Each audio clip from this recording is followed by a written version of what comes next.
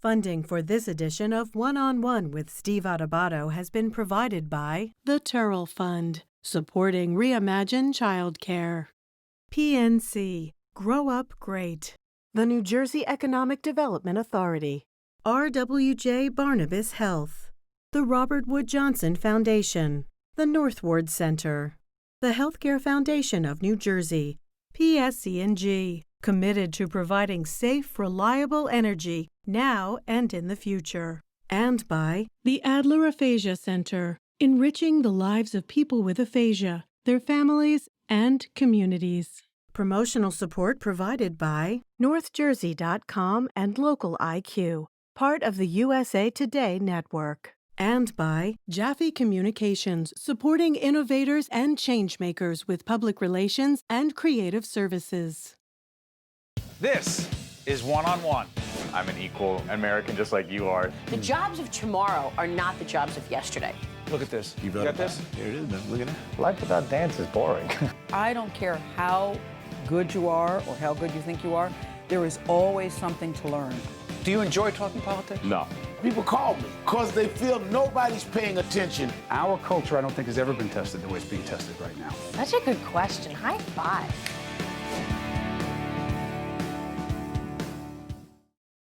Hi, this is Steve Adubato. Welcome to another remote, compelling, important program. We're thrilled to be joined by Dr. Dallas Reed, who is Vice President of Student Development and Campus Life at Berkeley College. Good to see you, Doctor. Wonderful to be here, Steve. Thank you so much for having me. You got it. Listen, whether we have students who, our son is a senior, will be in college next year. So many of our producers have students who have kids, sons and daughters who are going to college. How much pressure are the students at Berkeley or in most higher ed institutions facing, not just academically, but from a personal human behavioral point of view? Steve, from every single dimension, I thought that it was tough in the Stone Ages when I was entering college, but I certainly couldn't imagine today, being a college student, compounding it with the COVID-19, the social unrest, the economy. There's so many different variables they're up against. So they've got a tough road ahead of them, but I have absolutely no doubt that this is a generation that is built on resiliency and the ability to adapt. A few weeks ago, I interviewed your chairman, Kevin Lewing. Berkeley's one of our higher ed partners, and we talked a lot about innovation and leadership in higher ed. But one of the things that strikes me is no matter what you do to innovate and stay in business and meet the bottom line, you keep talking about vulnerable students at Berkeley. Who are these vulnerable students? So beyond business and beyond the economics, there are vulnerable students who have to be cared for in a certain way. Who are they, and what are the issues they face? For our vulnerable students, Steve, that includes those that are first generation. That includes our veteran population. That includes our students that have specific disability needs. For us, it's those students that really have not had the pathway to college and really ensuring that we meet them exactly where they are, providing them with the tools that they need to be successful, and just simply being a support system. You said it beautifully. There's the business and the bottom line, but the one thing for us, it's about never forgetting that these are human beings. And they're really looking for us to build the next chapter of their lives. And for many of them, they have the desire, the wish, and the dream, but have no idea what the steps are to take to get there. And that's where we come in. You talked to our producers, I'm not sure if it was a pre-interview, but I read this quote. You kept talking about resiliency. You see them, our students, rise to the occasion through adversity because they still have hope. Resiliency, break that down. Absolutely. For us, resiliency, even before the COVID-19, many of our students sometimes are breadwinners in their household. They're caretakers in their household. They're working 2 to 3 jobs as well as trying to pursue an education. So now take all of those factors and now add COVID-19. Now add all of a sudden, the home confinement. Now all of a sudden moving to a virtual platform and environment. And what we saw in our students, number one, they're human. So they had all those natural fears and anxieties, but knowing that we were there for them and we continue to be there with them and for them every step of the way, what we found our students doing all of a sudden, Steve, was instead of shifting from what about me and what's going to happen to me, asking about their fellow students. We even had students say, how is the staff doing? How are my faculty doing? Students asking about faculty and staff? Absolutely, because you know what it is? That's that resiliency piece, but that's also just the heart of who our students are. For them to be in the space that they're in, facing all that they're facing, but yet to be able to say, how are you doing? Steve, I can tell you, there's nothing more powerful. You know, I always said it's always a blessing every day when you can wake up and be a part of somebody else's journey. But to know that our students know that we care, but to know that that's reciprocal, that's priceless, absolutely priceless. And to me, that's the resiliency that I'm talking about and the heart of who our students are. You know, listening to you, we've never met in this format before, but I got to tell you, something's coming across, and I could be wrong. You're an optimist, you're upbeat, you strike me as a very spiritual person. Is it fair to say that your attitude, demeanor, and the way you handle these issues is grounded in something deeper than what we see around us every day? You know where I'm going? Absolutely. Absolutely, Steve. There is absolutely no denying. We know that we are probably living in some of the more difficult times that we ever thought we would face in our own lifetime. And like our students, I'm also human. But what I realize that every day when I get a chance to interact and engage with our students, I know there's hope for a brighter tomorrow. And like I tell our students, no matter what life throws at you, and God knows life has thrown a hell of a lot at us. I'm not sure if I can say that, Steve, but the reality of the reality of it is that they are persevering. These are students that never thought, number one, that they would ever be a college graduate, nor did they ever think that they could make this prolific shift in their lives to this virtual environment or platform. And not only are they doing it, but they're doing it successfully, and they're doing it with grace, and they're looking within themselves and saying, wow, I'm doing it. I was on a call the other day, a Zoom call with a student, and she goes, I'm so upset. I said, well, why are you, dear? She said, I got my grades. I had 4 A's and a B. I'm so mad at myself about the B. I said, wow, I wish I had those grades in undergrad. Same here. You know, and I had to remind her, I tell our students all the time, we are so quick to bring out the baseball bat and beat ourselves up, but bring out the feather duster and be able to recognize life may not be the way that you want it to be, but you are here another day to make a difference and move closer to your dreams. And so this is the core of who I am, Steve. I could tell. Let me tell you something. We've been taping all day today, and this is the last official interview of the day. And I could not think of a more appropriate, more uplifting guest. So Dr. Dallas Reed, who's the Vice President of Student Development and Campus Life at Berkeley College, I want to thank you so much. Our audience gained a lot because I know I did as well. Thanks so much. Thank you so much, Steve. You got it. I'm Steve Adubato. We'll be right back. To watch more one-on-one with Steve Adubato, find us online and follow us on social media.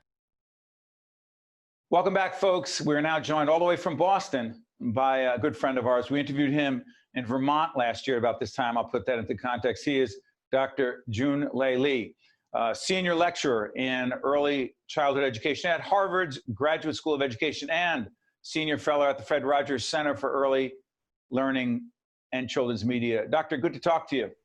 Good morning, Steve.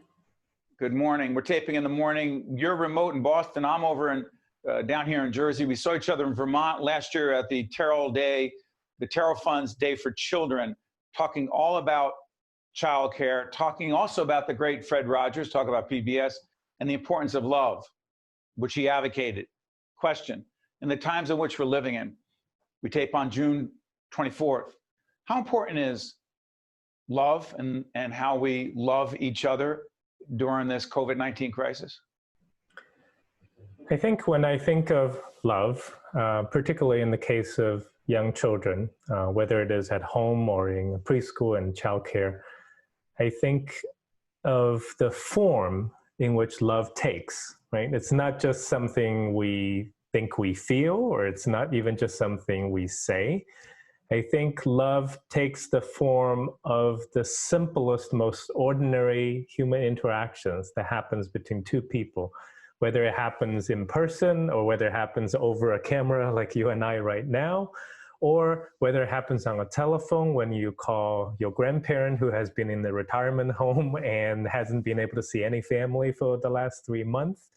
I think a fundamental question, particularly given the time we're in, not only the global pandemic, but the global protest against racism, is that every human interaction can be either humanizing or dehumanizing. And we have seen that on television, we have seen it in our own lives. And so love to me at this time means to be able to consciously think about and choose to have human interactions with anybody, whether it's our own families, whether it is a stranger, that humanizes that person, that sees that person as a human being, as a whole human being, not just by one particular aspect of that person. I think of our daughter who's 9 as we're taping this program, and then I say, okay, when she's 4 or 5, millions of children saw this, younger. They see police officers, disproportionately white, beating, apparently, allegedly, beating often, too often, African-American men, some women, to death, kneeling on their necks. We try to keep them away from that video. We don't want to traumatize them, but it is real. What the heck is the age-appropriate conversation for the horrific racial injustice going on, often involving white police officers and black and brown men and women? Or do we shield them from it because they just can't handle it? I know it's a loaded question, but I know I'm not the only parent who struggles with this. I think I'm also struggling with that question as a parent. I have two daughters who are teens, who are 13 and 17. And the 17-year-old learns about all these things just through her social media. So she brings it to me, right? So then I think a general rule is if a child at any age brings a question to you, then the child is ready to talk about it. But then on the other side, when children, even if they've heard of it, they don't bring it to you, do we say something? Do we initiate the conversation? I think in the past, I used to think, well, let's just wait until the children bring it up. But I think the events of late reminded me that, no, actually, it's quite a privilege and luxury to not bring it up. I think of how, I have 2 Chinese daughters, and in the cultural stereotype of tiny little Chinese American girls, they would never be seen as dangerous. And so I never have to bring up with them these issues that have impacted our Black communities for so long. But think of a Black parent of my age who have 2 children, 2 girls or 2 boys. It is not a luxury that they have not to bring it up. And so part of, I think, the reflection that many of us have to grapple with is that how do we go outside the privilege and luxury that we feel, even including the conversations we choose to have or not to have, when other families have no choice but to have that conversation. And it's not just about racism, because racism is tied so closely to social inequities. In our families, we have had abundance since the pandemic. We didn't have to worry about food, we didn't have to worry about jobs, we didn't have to worry about money. And so in our family, we started to talk about what it means to not have it, and why is it that people don't have it, whereas we sit comfortably in our house. And again, that's a topic that we have to bring up, because within the luxury of our own living, it's not a necessary topic. Go back to COVID-19. You and I we're able to produce this programming remotely. You're able to do your scholarly work often remotely. Sure, you want to be in the classroom. Sure, we want to be in the studio. But when it comes to real childcare issues, we've been able to manage a lot of that because of privilege, because of our situation. So many have not, because they have to be out there. Talk about that. I think there's, early on, when the global pandemic hits, I think there's a misconception that people started to talk about COVID-19 as a great equalizer, in the sense that it would, whether you're a celebrity or whether you're an average person, you can catch it. But I think what seemed to be much more accurate is that this global pandemic is a magnifier. It magnified the great inequalities that existed between regions, between populations, even all the way down to between neighborhoods. That whether or not you catch the virus, how deadly the virus is to you, is divided along the lines of race and economic, social class. Whether or not you have easy access to testing or to hospitalization is developed between our rural, urban communities. It exacerbates the divide, including the digital divide, which we'll talk about in another interview. So it didn't really bring us together and equalize us. It exacerbated the gaps and the divides, no? Absolutely. And I think all the way down to, sometimes we look at these big statistics and we're thinking about, oh, how many cases? I'm just taking it to a personal level. Whether a family feels like they are able to cope with homeschooling with everyone together, and the family feels like they're overwhelmed by having to do that, is also divided along these same lines. It has to do everything to do with what kind of wireless and internet access you had at home, what kind of physical space that you have at home. I have an office, you have an office. Not everyone has a home office.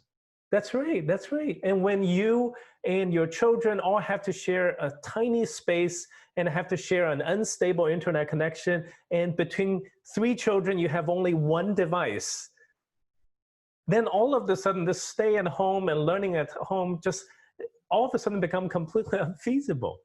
Doctor, thanks so much. Stay right there, but for everyone else, we'll be right back. To watch more One-on-One with Steve Adubato, find us online and follow us on social media. We are pleased to be joined once again by Tara Dowdell, founder and president of the TGD Speakers and Tara Dowdell Group. Good to see you, Tara. Thank you. Thank you, Steve, for having me on. Well, you were on the inaugural program we did on our series Think Tank. You added so much. We catch you on MSNBC, a whole range of other places as well. I want to jump right into an initiative that we're involved in. You'll see the graphic on the screen. It'll say Confronting Racism. In the advent of the horrific incident, we saw the death of George Floyd. We should have had it before. We have it now, a series called Confronting Racism. What does it mean to you, for us, all of us, to, quote, confront racism and make some meaningful progress? Well, Steve, thank you for the question, and thank you for the opportunity to address this issue, which is important and as you said, long overdue, the work that needs to be done. And I can tell you before I begin that I actually have been the victim of racism, extreme violent racism, twice. When I was a child, we had a cross burned on our house in Hillside, New Jersey. Not in Mississippi, not in Georgia, in our house in Hillside, New Jersey. We were the first Black family to move onto the street. And it wasn't that the cross was burned on the lawn. It was actually nailed to our house and set on fire as to burn our entire house down.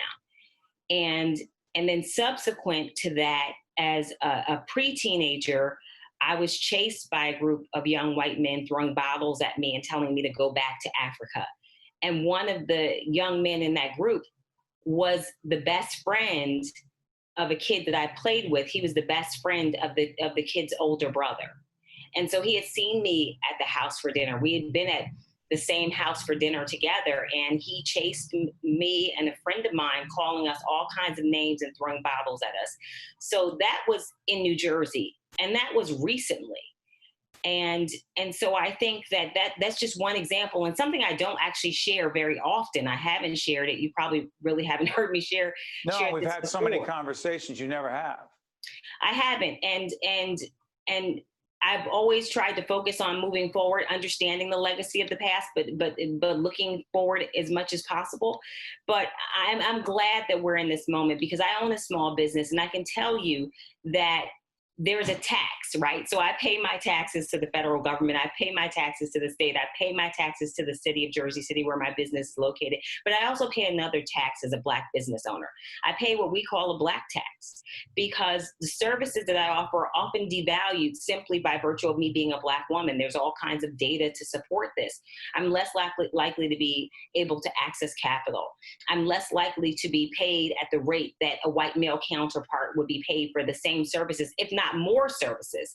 And so we have to come to grips with these issues. We can't look at these things and say that the history hasn't played a role in the situation that many Black Americans face these days. I did everything that I was told to do. I went to the best schools. And it's not to say that just because you don't go to the best schools, you are not worthy of your hard work paying off for you. No, you did the right thing, though. You did all the right things. I did everything that I was supposed to do. I did everything that was asked of me. My family is a military family. We did everything that was asked of us. But the country has yet to do right by us. You know, I've known you for more than a few years, and our mutual friend, Micheline Davis, and I talk about you behind your back all the time about how great you are. And I thought I knew a little bit about you, but first, thank you for sharing. Second, for your candor. But here's the follow-up. Are you genuinely optimistic? Are you hopeful that we'll make progress? I don't want to use the word optimistic. Are you hopeful? Well, I will say I'm somewhat hopeful. I'm cautiously optimistic, I think I would say, because we've been down this road before. George Floyd. Like this? I'm sorry for interrupting, Tara. We've been down this particular road. This moment doesn't feel different somehow? This moment feels different, but what I'm saying is this is not the first time we've had people take to the streets to address long-standing systemic racism in this country. I mean, before Ahmaud Arbery, before George Floyd, there was Tamir Rice, a 12-year-old who was playing in the park with a toy gun who was shot. And that police officer is still working. And yet Tamir Rice, a 12-year-old boy, is dead. There was the guy who was watching an autistic child. He was a caregiver to an autistic child, and he was trying to protect him, and he was shot. Luckily, he survived. And there's so many stories. There was John Crawford playing with a gun in a Walmart, a toy gun, a BB gun in Walmart, and he was shot. And so there's so many of these stories, so many lives that have been cut short. And that's just on the policing side. That's not the educational injustices that exist. That's not the healthcare injustices.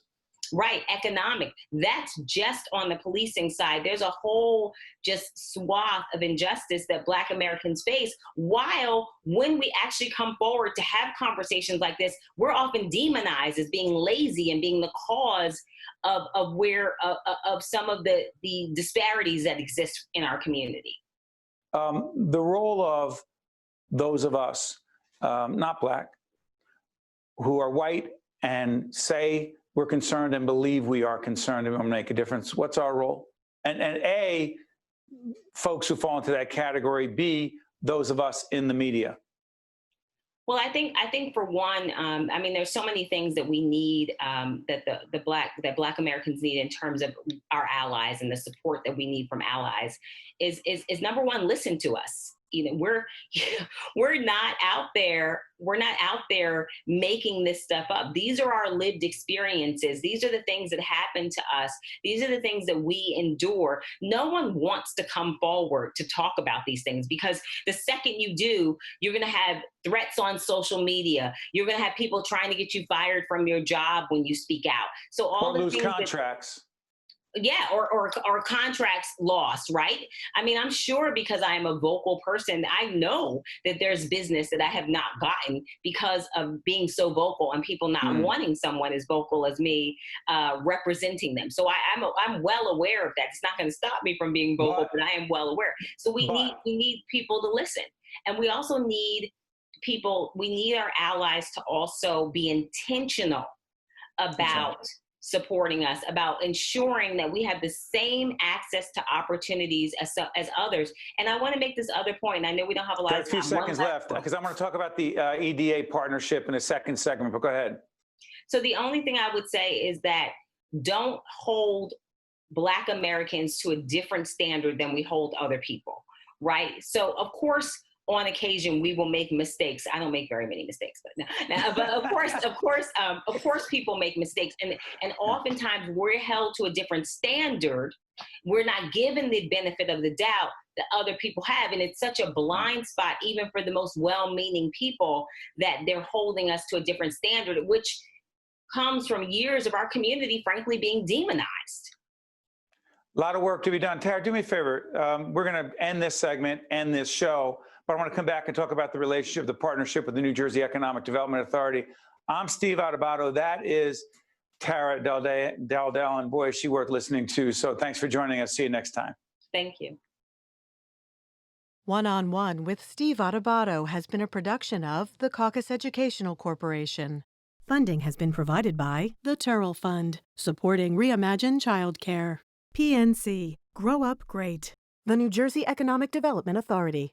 RWJ Barnabas Health. The Robert Wood Johnson Foundation. The Northward Center. The Healthcare Foundation of New Jersey. PSE&G. And by the Adler Aphasia Center. Promotional support provided by NorthJersey.com and Local IQ, part of the USA Today network. And by Jaffe Communications. The essence of the Northward Center is ingrained in our values, thoughts, and actions.